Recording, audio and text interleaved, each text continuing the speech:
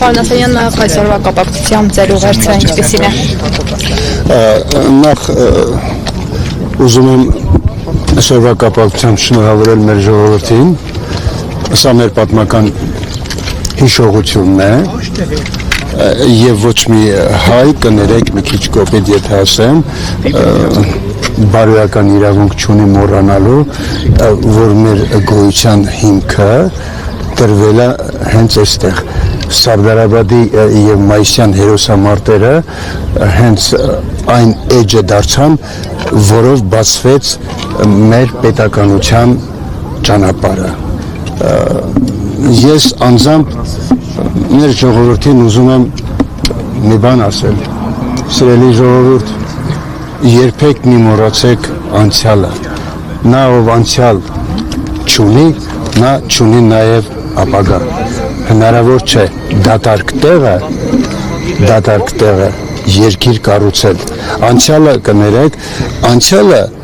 շենքի դեպքում հիմքն է պետք է հիմքը ունենաս որ դրա վրա կարողանաս կառուցել երբեք չմոռանանք մեր անցյալը տեսեք ես չասեցի ապրենք անցյալով մի բան է ապրել անցյալով մի բան է չմոռանալ անցյալը Մի հարց է, պարոն Ասլանյան, անցյալի մասին եք խոսում եւ ես հիշեցի անցյալ տարի այսօրը, երբ որ դուք քաղաքացիական պայմանագրի Անցյալ տարի այսօրը չէ, 2 տարի առաջ արդեն մեզ հեռացրել է։ Եվ կաթողիկոսն այստեղ չէր կարողանում բարձրանալ, բայց հիմա դուք եկել անցյալից եք խոսում։ Ինչ ասելիք ունեք, հա, նախորդ եւ այս ընթացքում Հայաստանի արժեքների կներեք, ես ասել եմ ու էլի կասեմ այն որ արդեն շուտով 2 տարի կլինի որ մեզ վռնդել են այնտեղից 1 տարի չէ որտեղ 24 թվականի նոյեմբերից մենք այնտեղ չենք եթե նայեք այդ մեկ երկրորդ այո ես եղել եմ եւ պարոն Աղազարյանը ինձ հետ միասին մենք միասին ենք եղել բայց հիմա ինչպես կարող եք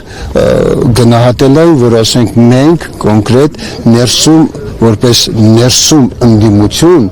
միշտ պայքարել ենք այն բաների դեմ ինչ այսօր բացահայտ ենք պայքարում ներսում երբ որ ներսում ես դու չես կարող այդ ամբողջությամբ ասենք դուրս գալ դրա դեմ բայց մենք ներսում ես գոնե երբ որ կանգնում եմ հայելու առաջ ես ինքս ինձ հարց եմ տալիս արդյոք ես եղել եմ այն ինչ որ այնտեղա ոչ մենք պայքարել ենք մինչև այն րոպեն մինչև այն սահմանը որից հետո արդեն հնարավոր չի եղել իրենց հետ քայլել եւ մենք հայտարարել ենք քանի որ ԿՊ-ն հեղափոխական արժեքներից հեռացել է մենք իրենց հետ այլևս ճանապարհ չունենք Այսօր մեծ զորահանդես են կազմակերպել հրապարակում բանակի տեխնիկան են ցուցադրում ընտրություններից առաջ ինչու որոշեցին նմանատիպ միջոցառում կազմակերպել քանի որ վերջին 10 տարվա ընթացքում եթե չեմ սխալվում չի եղել նմանատիպ Չեք սխալվում օրինակ ես բոլորովին դրական չեմ համարում առաջին որ այստեղ այսօր զորահանդես է զորահանդեսից առաջ նախ եւ առաջ երկրի ղեկավարությունը պետք է լիներ այստեղ որովհետեւ սա մեր անկախության օրն է եւ անկախության օրը շատ ավելի կարեւոր է քան ինչ որ զորահանդես առավել եւս ես ճիշտ է ռազմական մասնագետ չեմ բայց քիչ թե շատ առնչվում եմ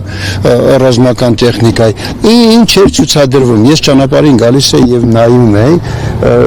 ուղղակի գիտեք ինչ կա դա մի նոր շոու է ժողովրդի աչքին ցույց տալու որ տեսեք մենք ինչ զենքեր ունենք այդ զենքերով այս պայմաններում դու Ադրբեջանի դեմ չես կարող, որովհետև եթե դրա կողքին ցույց տային թե Ադրբեջանը ինչ զենքեր է առել եւ քանի ինչ պայմաններում ինքը քեզ ուղղակի կուլ կտա, երբ որ այս պայմաններում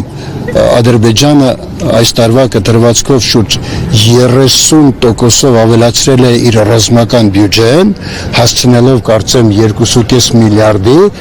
իսկ մերոնք այսպես ռազմական բյուջեն 15%-ով կրճատում են։ Երբ որ ես վերջերս հարցազրույցի ժամանակ այդպես մի բան ասացի, ասեմ օրինակ ես կընդունեի Փաշինյանին, եթե հենց այսօր ինքը դուրս գար եւ ժողովուրդն էլ կընդուներ։ Երբ որ դուրս գար ասել ժողովուրդ ջան, ես ոչ թոշակներն եմ բարձրացնելու, ոչ աշխատավարձերը, ոչ ասֆալտ եմ արելու, ոչ ման չեմ անելու։ Ես ռազմարտունաբերությունն եմ հզորացնելու, որպեսզի 1-2 տարի հետո մենք կարողանանք իսկապես մեր հարևան մեծ ճկամներին ինչպես պետք է տեղը դնենք։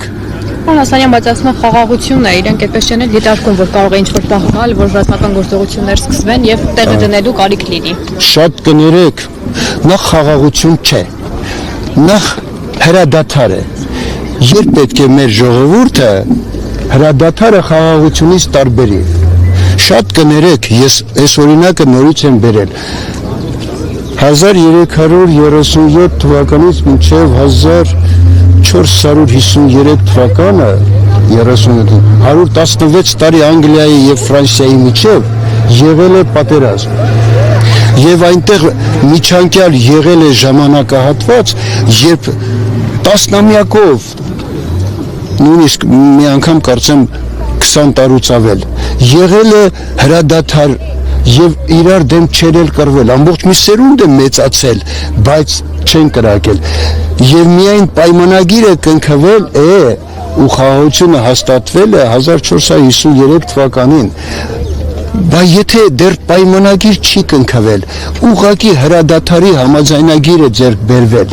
եւ այդ համաձայնագիրը չի կնքվի մինչև այն րոպեն, երբ Նիկոլ Փաշինյանը վազելով, վախենալով, ցռան վերգոյի նման կգնա ու մեր եւ սահմանադրությունը կփոխի եւ